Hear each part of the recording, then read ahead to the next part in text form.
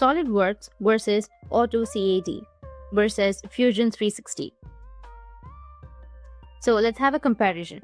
First, we have SolidWorks.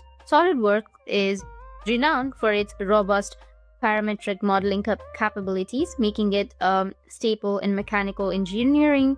First, we have SolidWorks. SolidWorks is renowned for its robust parametric modeling capabilities, making it a staple in mechanical engineering and product design.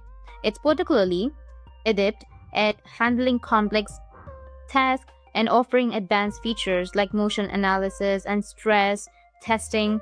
However, it comes with a higher price point and is primarily desktop-based, whereas AutoCAD is a long-lasting industry standard, excels in 2D drafting and basic 3D modeling.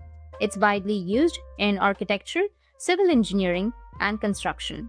While it offers versatility, it lacks the advanced 3D modeling and simulation tools found in SolidWorks, which is not present here.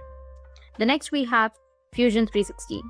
So speaking of Fusion 360 bridges the gap between design and manufacturing. It's a cloud-based platform that combines CAD, CAM, and CAE or KAI tools, facilitating collaboration and real-time updates.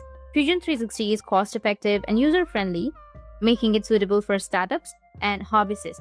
So in conclusion, for detailed mechanical designs and simulations, SolidWorks is the preferred choice. If your focus is on 2D drafting, then AutoCAD remains a solid option.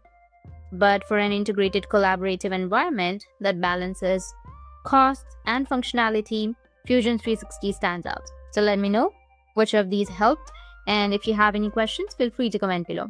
Thanks for watching.